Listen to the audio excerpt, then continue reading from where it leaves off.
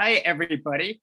Welcome back. I'm Alex Levy. I'm the artistic director at First Stage, and I'm really thrilled to see so many wonderful faces and names. Some of you I know have been to one of these first looks along the way. I think a couple of you have been to all of the first looks along the way so far, and some of you are joining us for the first time. So welcome to you all. This is our fourth of this series.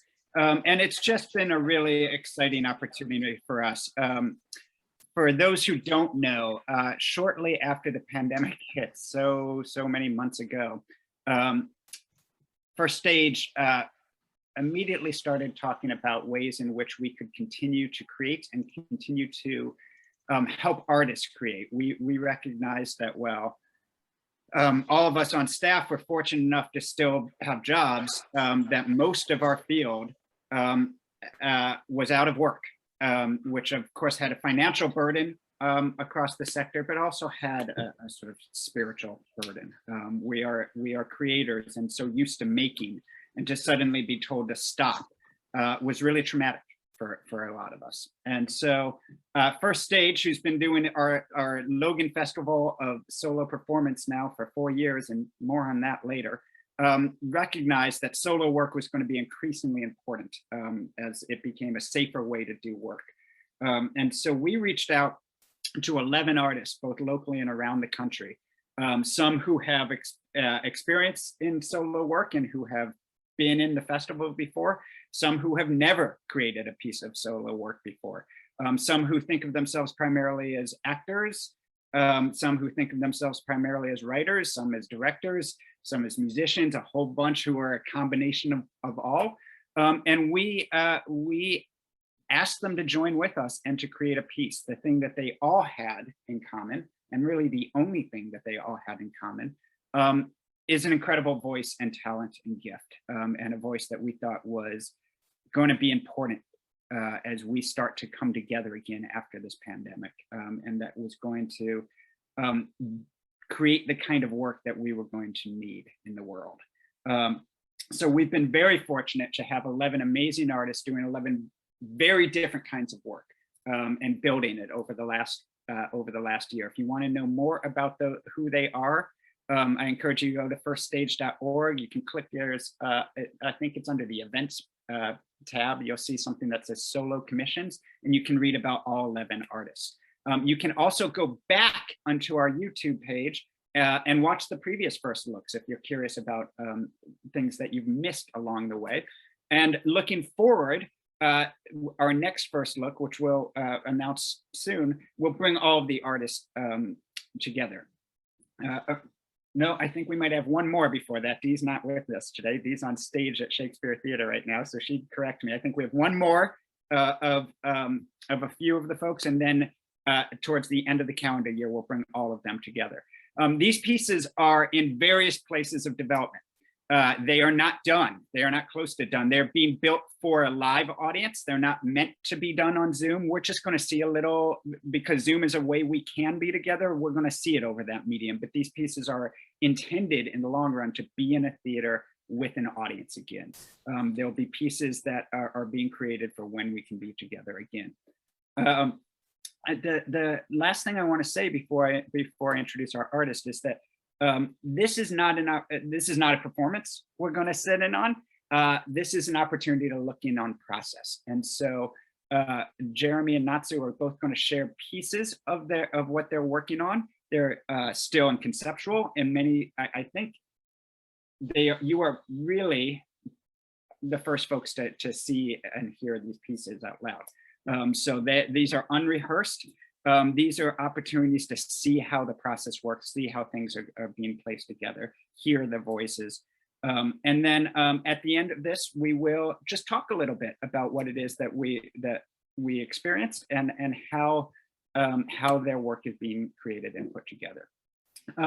We have with us Ariel, who's got the little First Stage picture on my screen. Ariel is our Zoom host for the day. So if you have any technical problems along the way, feel free to chat, and she will direct message her and she'll try to help you there. If you have questions along the way for the artist, feel free to send them to Ariel, and she will either ask you if you want to ask it live or if you want her to ask it for you. And we would love to hear your voices in the discussion as well. So that's our plan for the day. We'll be here till about 3 o'clock, and we're so grateful to have you all here with us. Today, I am so thrilled to have with us Jeremy Hunter and Natsu Onoda Power, who are two dear friends who have come at this from such different angles. So you're going to really get to see, one of the things I love is that sometimes we have an idea of solo work in our mind, and to see all the different ways the medium can be stretched is really exciting. We're going to do, I'm going to introduce Jeremy in just a moment, and he's going to share a little bit with us, and then we'll introduce Natsu, and she'll share a little bit with us, and then we'll go into the discussion phase. So thank you all for being with us this Saturday afternoon, and thank you, Jeremy, for being with us, and I'm going to turn it on over to you now.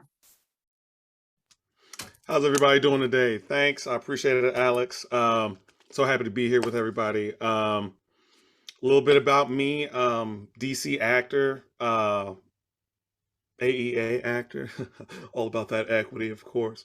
But been acting in the city for well over 6-7 years now, and really is just a theater practitioner of all sorts. I write, as well as used to work on the tech side, and now I'm administrative behind the scenes, doing graphic design and whatnot. But yeah, I loved when Alex reached out and offered me the opportunity. I was really enthused about bringing an authentic taste of flavor, just absolute flavor, to First Stage. And I feel like this is that. I definitely feel like this opportunity has allowed me to really express deeper thoughts and emotions as an actor, and I'm so grateful for the opportunity. Yeah. Do I need to say something about the piece? I don't know if I need to say something about the piece. The piece kind of speaks for itself. So, like, yeah, that's me. I'm gonna pass it back to Alex unless Alex has something else he wants me specifically to say. I'm not entirely sure. Do we? Yeah, no, you got it, Jeremy. So we're gonna pull up your slide when you're ready, and we'll just dive on in. Bet. Give me 2 seconds. Let me just scroll on. Yeah. All right. Whenever you're ready.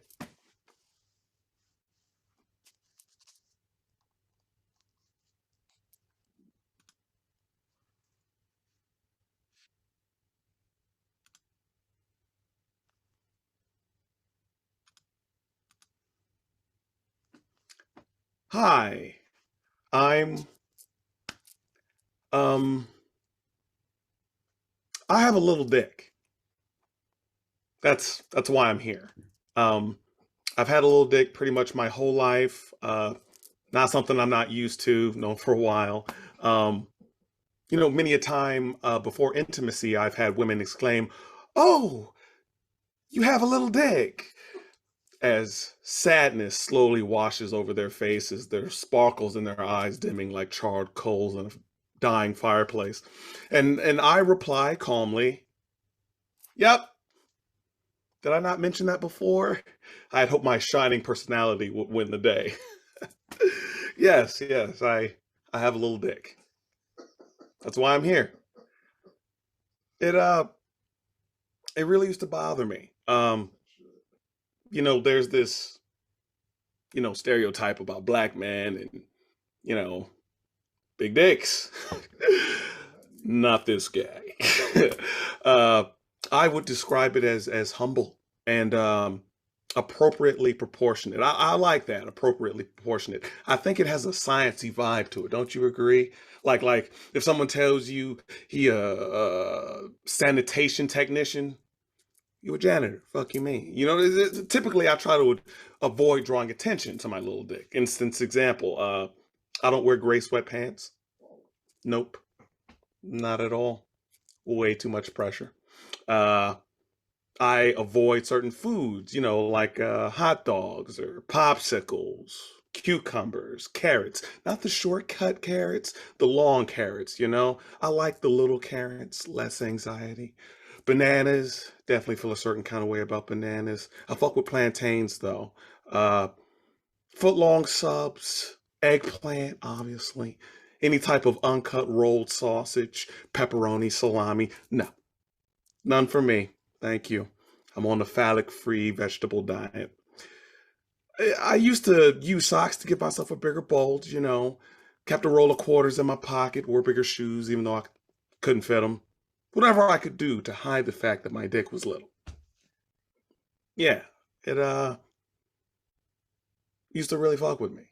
Um, because I thought that my value, like as a man and as a person, was intrinsically tied to, well, you know, my dick. You tell someone you have a little dick, their first impulse is to laugh, you know, because it's funny. You clearly have a problem. You have an affliction. There is something wrong with you. Well, one of the basic tenets of being black in America is to have a big dick. This is known.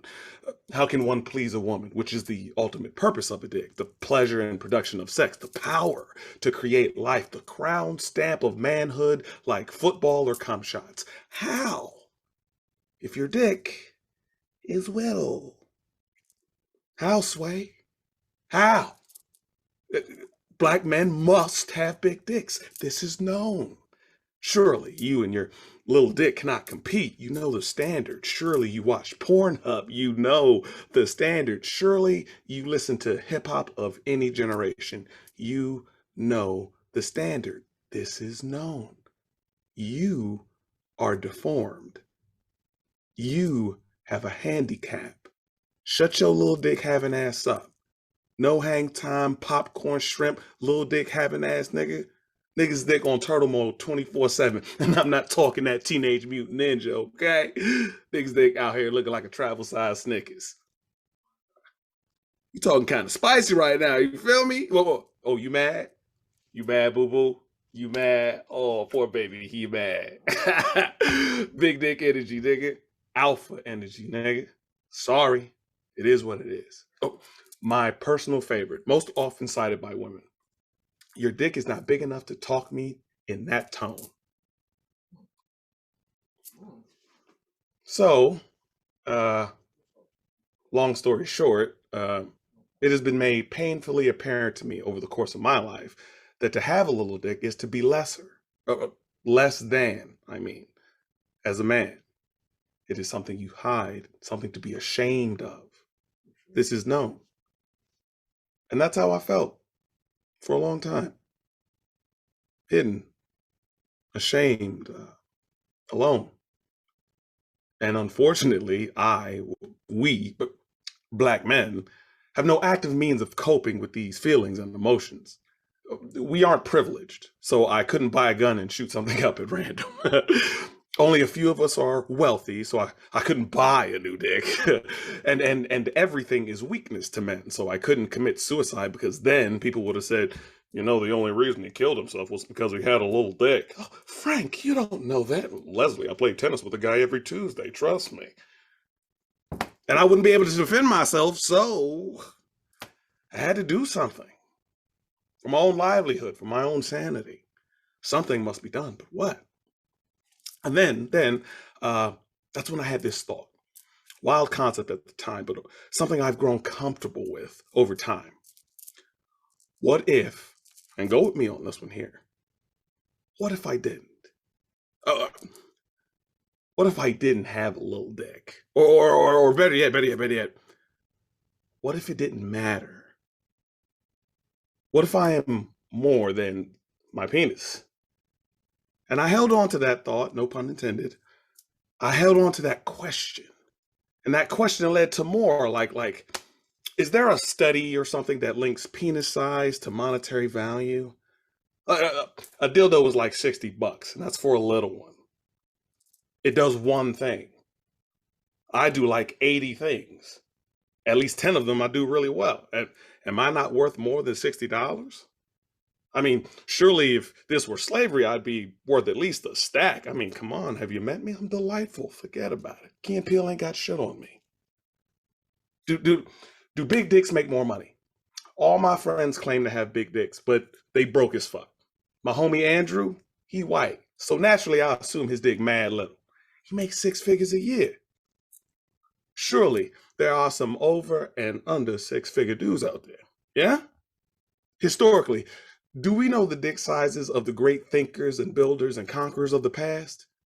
Well, surely some of them had little dicks. Einstein? Einstein did not have a big dick, believe me.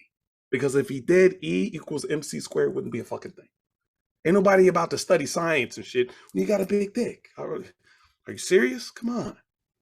There's simply not enough blood flow. Now, Jesus, I'm sorry to say it, Jesus did not have a big dick. And I know that's probably hard to hear, but trust, that loincloth gets smaller and smaller every time I see him. He was not packing the heat. All that to say, but in history, we don't record dick sizes. It's more about who the people are, what the person did. So if I, as a person, am clearly worth more than $60 to buy a little dildo, and I ultimately will not be remembered for it after I'm gone, well, what difference does it make? Circling back, what if I'm more than my penis? And I realized I was. I was so much more than this flaccid few inches. I bring so much to the table, not just in monetary value, but in character. I am confident and strong-minded. I am deserving of respect and to have my voice heard. I am, as all men should be, willing to knock your fucking teeth in if you want to test me on it. I'm hardworking and ambitious and skilled and successful, which is a difficult thing for some Black men. I'm healthy. I look good. Pretty damn handsome, if I say so myself. I care for others and others care for me. As a man, I am indeed more than my penis. Life-changing revelation. The kind I think most men take for granted, and it kind of saved me. I decided I would no longer hide. I decided I would no longer be ashamed. I decided I would no longer be alone. Which brings us to why I'm here. I have a little dick. It was something I hid. It was something I was ashamed of. It was something that made me feel alone. But I am free now because I choose to be more than what other people may think of me. My initial name for this group was to be an acronym of that: hidden, ashamed, alone. But I realized that spells ha, and we already laugh at men's emotions enough already. So I renamed it something a bit more personal, a bit more honest: LDC, Little Dick Club. First rule of the Little Dick Club: you talk about Little Dick Club. There's something that we need to talk about that someone is struggling with, and your voice could help. Second rule of Little Dick Club: you talk. Your name, a few words, one word if necessary. I understand some of us aren't talkers, but you talk about whatever you're hiding, about whatever you're ashamed of, about whatever makes you feel alone. Don't worry. Despite the name of the group, you don't have to talk about your dick. Honestly, I don't want to know about your dick. I use myself in this example because it's personal and we're sharing. This is not the vagina monologues for penises. It's not that kind of party. Housekeeping. Please turn off your cell phones. Off. Not silent, not vibrate, not airplane, off. No distractions. Fair warning. If your cell phone goes off, we will stop. We will ask you to stand, take a picture of everyone with your phone, and then wait as you post it to your social media with the hashtag I have a little dick, hashtag first stage. We're going to be here for about an hour, but we may run over a little bit. If you need to pee, bathrooms are in your house. If a fire breaks out, exits are out of your house. This is my water. You're not welcome to have any. I'm not your mother, so I do not provide snacks. Few things to know. This is not a safe space. You are a Black man. There are no safe spaces for you in America as of yet. But this is a place where you can feel safe and open. This is a place where you can shut off dead things and grow into something better. There is absolutely no judgment here. Say what you feel candidly. There are no wrong answers, only constructive questioning, corrective direction, and positive reinforcement. This is not a place of discipline. This is not the military. This is not prison. This is a place of reflection, a place to look at yourself, like the gym or a library or a strip club. Everybody got it? Cool.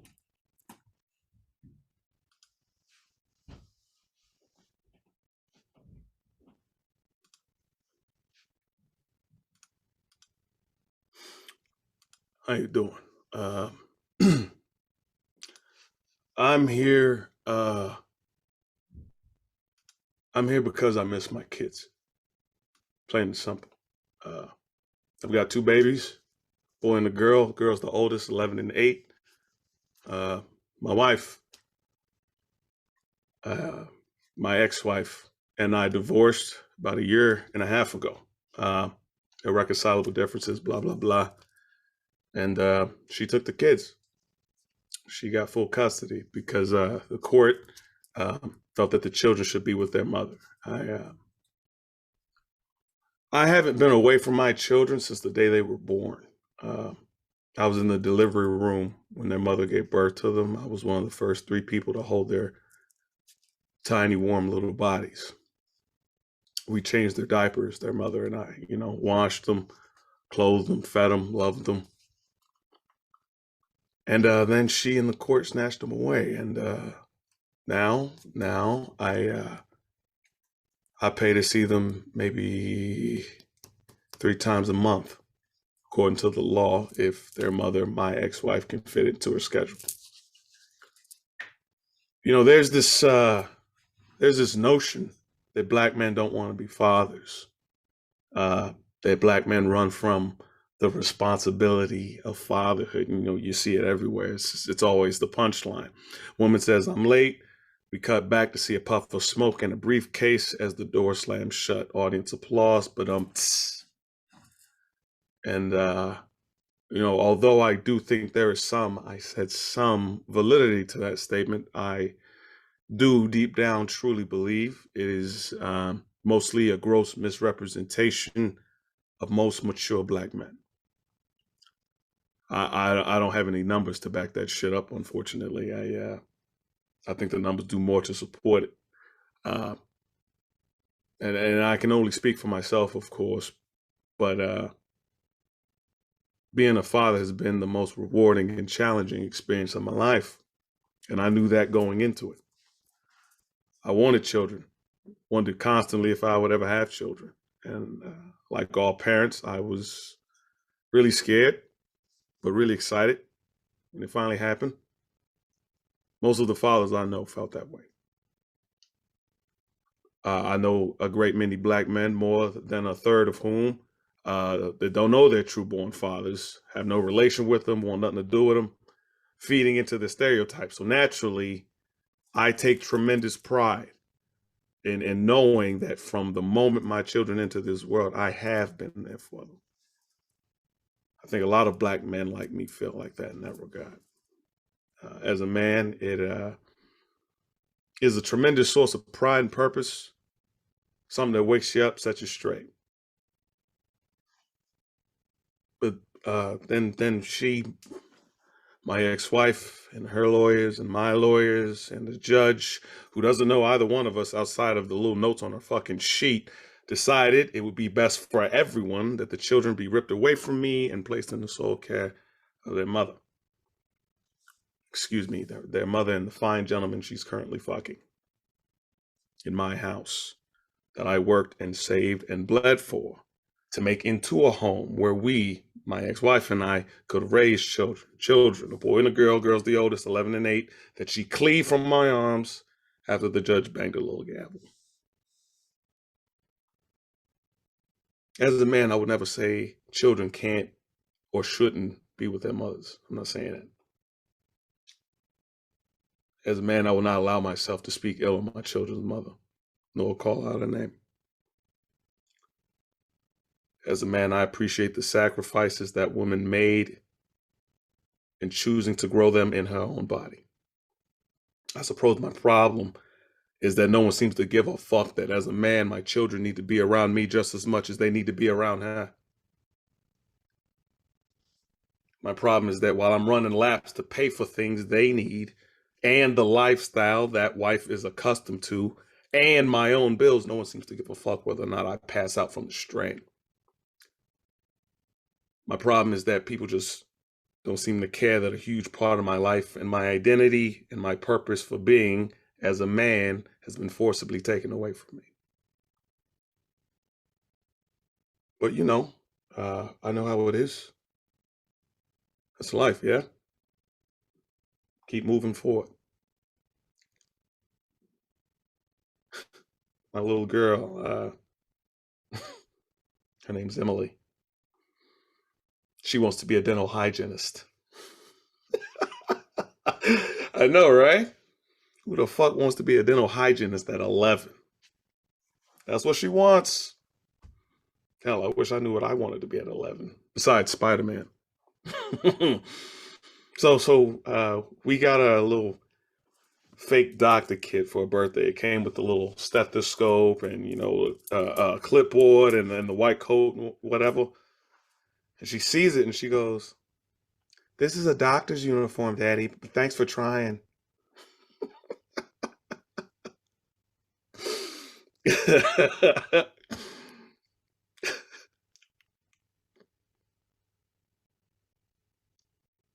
I miss my fucking kids, man.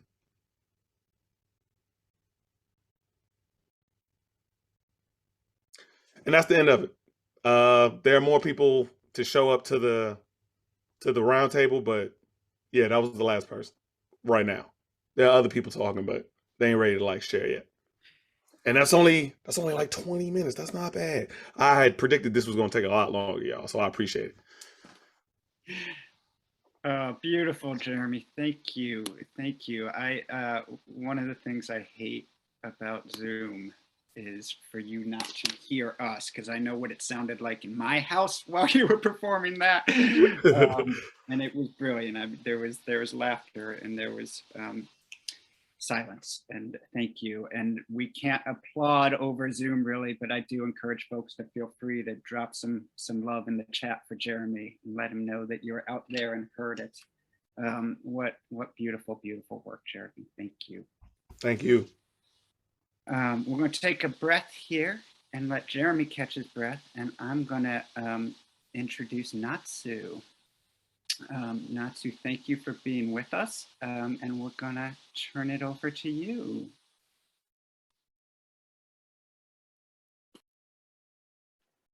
Hi everyone, I'm Natsu. That was amazing, Jeremy. Thank you so much. Wow. Okay, so unlike Jeremy, who's an amazing performer, I'm not at all a performer. So I'm writing this show to be performed by someone else, ideally, and it's also primarily nonverbal. The play consists of 6, but really we say 6, but it's really 8 short scenes that are constructed like games, and it's the play consists of the solo performer playing these games and in a random order that's determined by roll of a dice. So you would hear the stories, or you would experience the stories in a different order each night. So I made a little sketch to go with the initial stage directions to make it's so difficult to explain verbally. Made a sketch to go with the stage directions that Ariel's going to read, and then I'll give a little context. And I made a little demo video, which is not a video to be played during the performance, but it's a video approximation of what you might be seeing, part of what you might be seeing live. So maybe we can share the image, and Ariel can.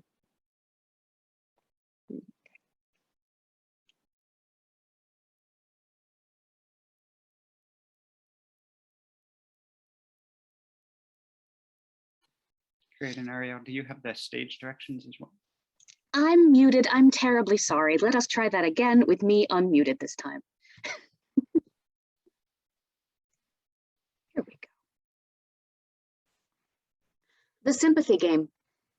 The premise of this play is a game. Rather, it is a series of games within another game. The story is told in 6 games or scenes, the order of which is randomly determined. On stage, there is a table and a chair. A solo performer sits at a table. Let's call this performer Girl, although the name of the character does not necessarily determine the age or gender of the performer. There are 2 video cameras pointed at the table, capturing the actions on the table. The image is projected behind the performer. Depending on the scene, one or both of the cameras are used. At the start of the play, we see a dice and a deck of cards on the table. Elsewhere on stage, there are 6 boxes of various sizes. They can be on shelves or on another table. The boxes are labeled with numbers, 1 through 6. Prologue always comes first. After the prologue, Girl rolls a dice and proceeds to open the box with the corresponding number and plays the game found in the box. Girl repeats until all the games are played. After all the games are played, there is an epilogue. But first, a prologue. Okay, so so that was the stage directions, and we're now going to see the prologue, but you'll only see the part that is being captured and projected. So imagine that you're going to be seeing this live as the performer is playing this at the table. So you're seeing the performer and this image simultaneously.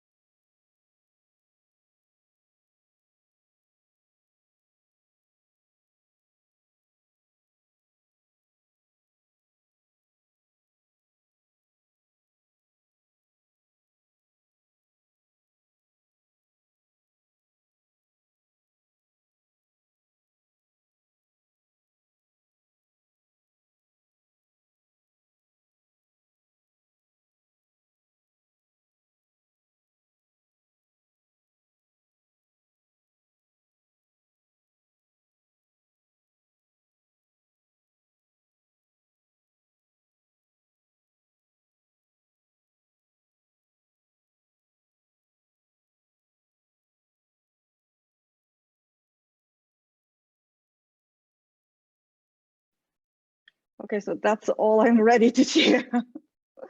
Thank you. Amazing, amazing, really, really beautiful. Thank you, Natsu.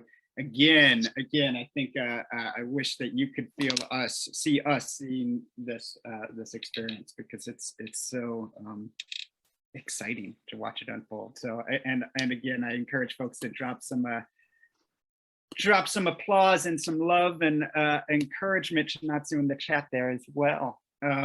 I'm going to ask, as I get my screen in line here, I'm going to ask Ariel to bring Jeremy and Natsu and me back up, and we'll have a little conversation. In the meantime, as I've got some questions that I want to ask of both of you, but I also want to encourage folks to direct chat to Ariel. If you have questions, if you put it in the chat, I'll try to keep my eye on it. But I've been known to miss them if you just put them there. So, but Ariel will try to keep me on track there too. But thank you both. Wow. It's so this is sort of these first looks are sort of magical to me, because you know, a little over a year ago, when the company was just talking about what if we reached out to some of these amazing artists and just saw what they would make, and then to see what you all have made is you know, it's just so fulfilling. So thank you both.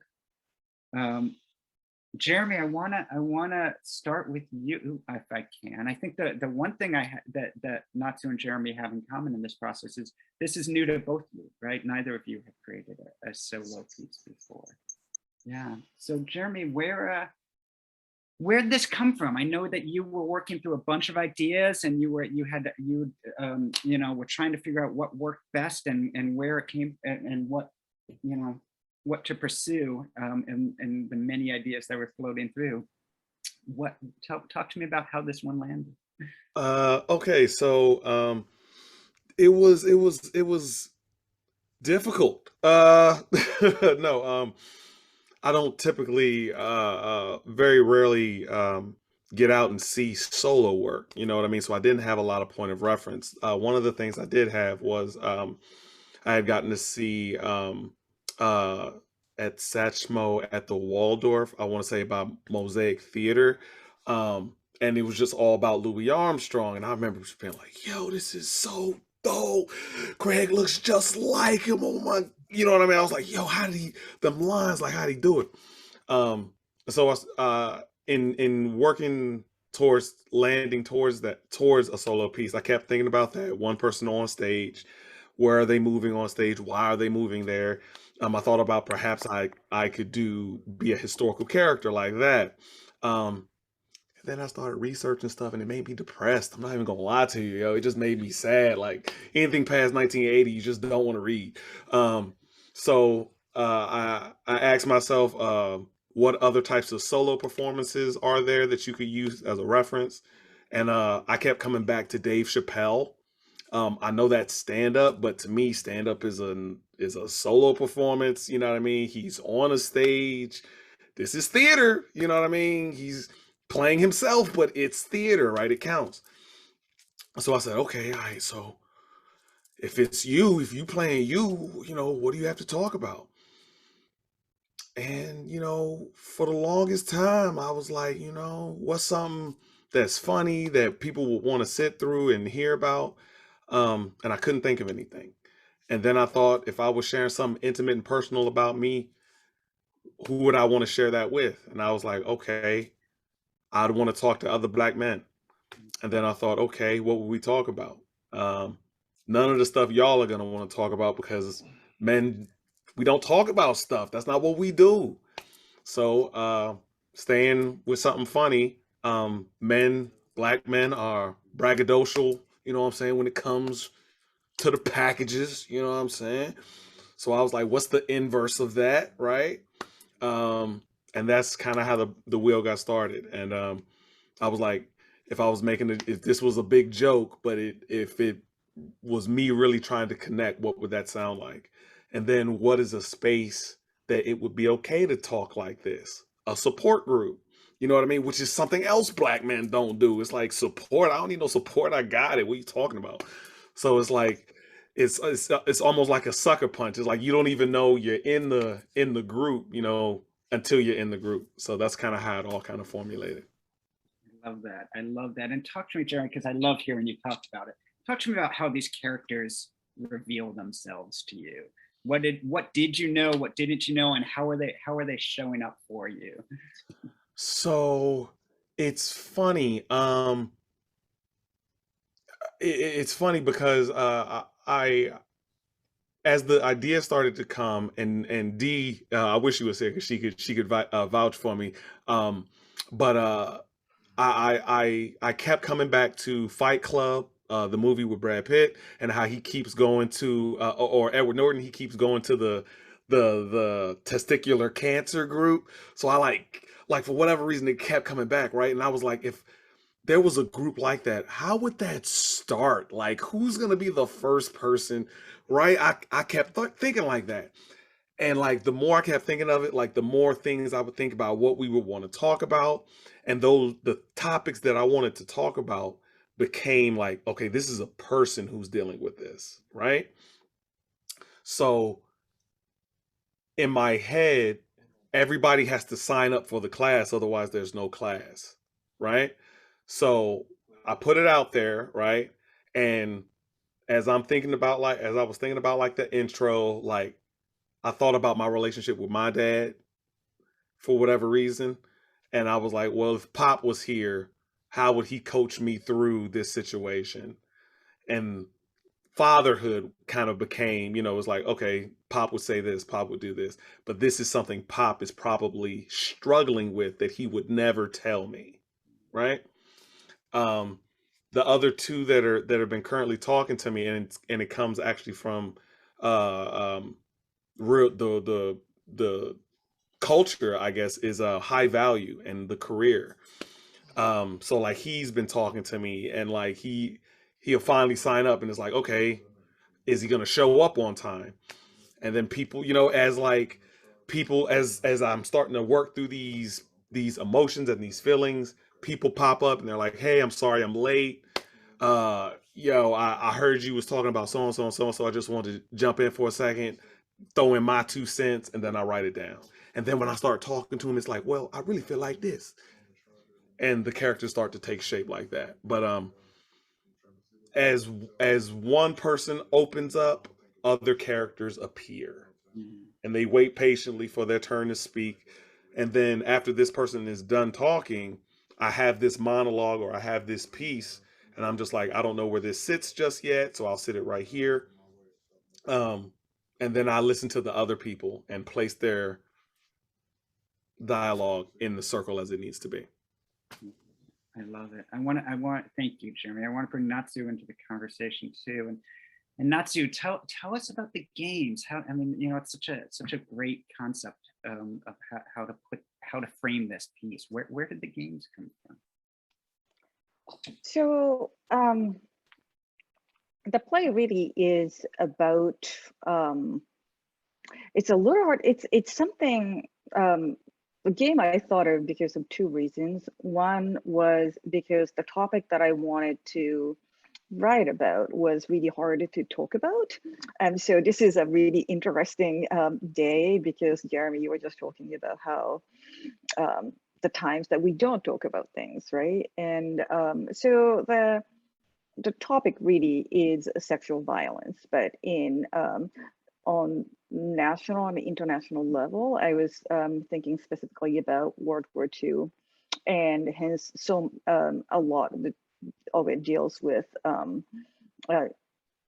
Japan's colonization of Southeast Asia, especially particularly in Indonesia, and also sexual violence as it happens in small households. But then I was trying to find a way to tell it non-verbally, and also without specificity. So, well, the stories are specific, but then they're not about specific individuals, if that makes sense. For instance, so the 1943 Indonesia part of the story is told through a game of that looks like Monopoly. Anyway, so that's how I'm conceptualizing all the scenes. They relate and they have the same set of characters, boy, girl, mother, and old man, but they are not the same girl in each one. So it might be a girl in this setting or in this other setting, and it may be that the character that was girl in this one story it could be the mother in this other story, but it may not be. So it's they're loosely connected. I don't know if that's the answer. No, I love that, and I want to ask you, Natsu, to talk a little bit because your piece doesn't start. I don't think starts with words unless you have them hidden away somewhere. But it involves such a sort of tactile creation, right? I mean, in order to do this, you had to create that game and put it together. And reach form, show us. So these are the cars. I'll probably, so I didn't have time for this, but I'll eventually custom print these so they look better than Sharpie drawing or Sharpie writing. My handwriting is terrible. And this will be better. So but then the hardest part is to figure out the game.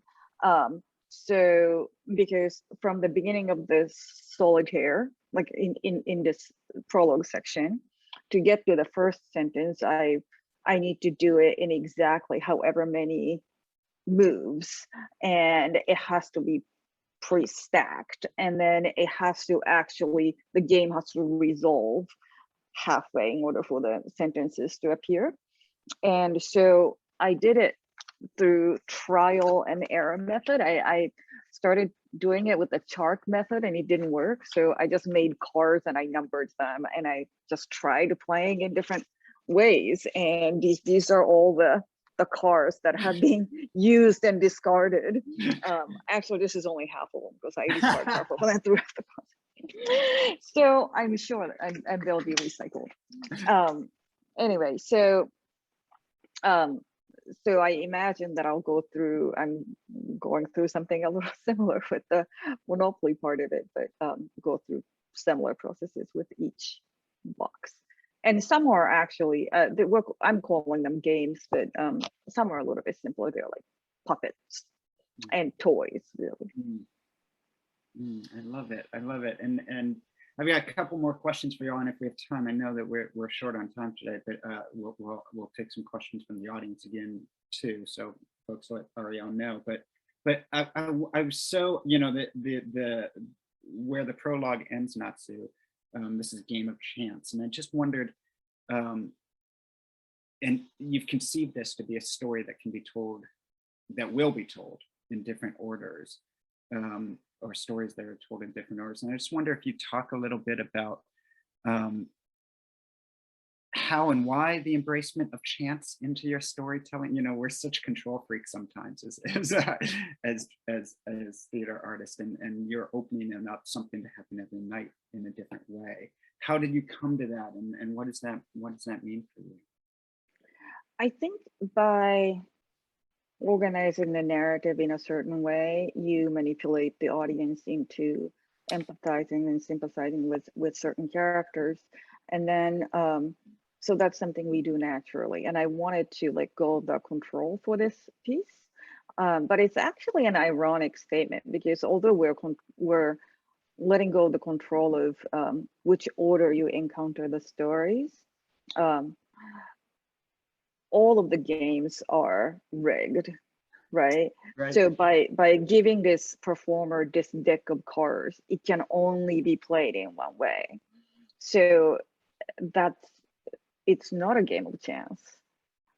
Yeah. So that, and is colonialism game of chance? Is it? It's not. It's our sexual gender politics game of chance? It doesn't seem that way, right? But then there are ways to disrupt this deck. So I was just thinking of exploring themes. Oh, I love that. I love that. And you know, as I say, we're taught so often to think about like what's the beginning, middle, and end, and should not necessarily know that in the play. It upends everything in some way. Oh, I don't have to print the cards. I'll just keep my bad handwriting. I love it. Jeremy, I wanted one thing that you're doing that well, at least at this point, that Natsu is not, is performing the words. And I just wanted to talk to you about how you're wrestling what you're discovering as writer versus what you're discovering as performer, and how those two folks interact, right? How they're fighting it out. I am finding I'm definitely finding the limitations, the places that, you know, mentally, like my brain creates a character and my body's like, okay, that's great. That's, yeah, okay, cool. That's the character. All right. I wonder who you gonna get to play that. Cause yeah, I don't know how. So I'm wrestling with that. Yeah. There's, I can think of two people I'm in conversation with right now as I'm getting through this, and their demeanor is so, you know what I mean? Yeah, I feel like I was more than capable of handling this, you know, this right here. But yeah, I don't know how I'm gonna do those other ones. They're I don't know. I don't How much are you have an answer for you. How much are you performing as you write? Are you sitting there at the computer talking it out loud, or are you? No, because if I say it out loud, it's gonna be like, oh, you ain't gonna do that. Delete. It's like, yeah. When I kind of just like let the words just kind of flow, I'm gonna be honest. I may have a little drink or something, you know what I'm saying, just to take the edge off. It may happen. But right, having a drink while writing. This is new ground. You know what I mean? I'm revolutionizing the game. But yeah, it's one of those things where I'm just in a zone. I try actively not to speak it in my voice, because it takes away from the voice that's coming out of that's in my head right there. Sometimes they don't match, and if I say it out loud, it'll tarnish it. Yeah, if that makes any sense. I know yeah, it's so interesting to me, Jeremy, because I have such what you say makes so much sense, and yet as an audience person, I have almost the exact opposite instinct on it when I watched you perform today, and I went, oh, only Jeremy could ever do this. It's so good coming out of his body and his voice that, that of course it's, you know, I see the performance, so, and I know that you figured it out in your living room, and you haven't gone through rehearsals, and it's already so good, you know. And so so it's hard to imagine you not thinking about it as a performer, but it makes so much sense why you're not thinking it that way. Yeah. I know we only have a couple minutes left, and I do want to give an opportunity here. So Ariel, we have a question from. We do. We have a question from Nicole. Nicole, would you like to ask it, or would you like me to ask it? You're not. I'm going to unmute you. That'll help you respond to the question I just asked. Oh, I actually already responded to it. Oh, I think Natsu actually did respond, and I think honestly, I love the spontaneity and the vulnerability that the hand-drawn cards allowed. You could certainly have them printed, but I loved the immediacy of the hand-drawn ones. Yeah, I would draw them myself still. They'll just be on different material. Natsu, did you learn, I mean, other than of course how, like what order they play, I mean, what you're doing is sort of a tactile kinesthetic kind of creation. Do you learn about the play as you're physically making it? Yeah, I do. And scenes as card play is something that I've done before, but with like a multiple, like as an ensemble performance. And and I thought that I've done this before, I can figure this out, but this was, I was finding that it was a lot easier to make up the game if you don't adhere to existing rules of any other game. So if I'm just like playing, like dealing them, and everybody flip one at the same time and they have different pictures, and like that kind of scene is much easier to figure out. Because but if I'm playing with the rules of solitaire, then it's a lot harder to figure out. But I mean, that idea in itself said something about the theme too, you know? So, oh, it's actually much easier to figure out if you discard all the rules of existing games and just make up your own game. Anyway, so that was kind of, I don't know if that makes it into the play, but it was, oh, it's a metaphorical statement about something else, you know? I love that. I love that. Well, the thing that happens all the time has happened, which is I look up and we've been doing this for an hour. It's gone so fast, and you both are so amazing. I'm so grateful for you all saying yes when we reached out a year ago and saying, hey, will you try this thing that you've never done before? And you make all of us at First Stage look so wise for making those phone calls a year ago. So thank you both so much for sharing a piece of your process through this. We can't wait to watch how this develops. I have to say, because it's been so long since I could say this, that if you get excited discovering how these solo performances work, there is a performance at First Stage tonight that I hope you all will come to, or really close to First Stage. For those of you who don't know, we've moved the Logan Festival outdoors, and we're just down the block at Borough Park, which is where the Whole Foods is on Greensboro, just about 2 blocks from the theater. There's an amazing show, Bonita, that's come in. It's got 2 more performances tonight and tomorrow night at 8 o'clock. I encourage you all, it's supposed to be beautiful weather. I encourage you all to come out. You can get your tickets at firststage.org. You can bring a drink out into the lawn with you and enjoy the show. So I hope you will. It's been so long since we've been able to welcome our performers back. So we're glad. And then in October, our last play of the Logan Festival, Book of Mama, will be here.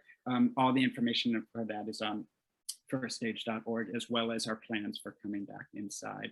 Natsu, Jeremy, thank you so much for being with us this afternoon. What beautiful, beautiful work, really. And thank all of you who have been with us tonight and been with us on these other first looks and have been with us for the last 18 months as we've reinvented how we do these kinds of conversations. So thank you all. I hope we'll see you in person at Borough Park, and if not, we'll see you soon. But thank you all for being with us this afternoon.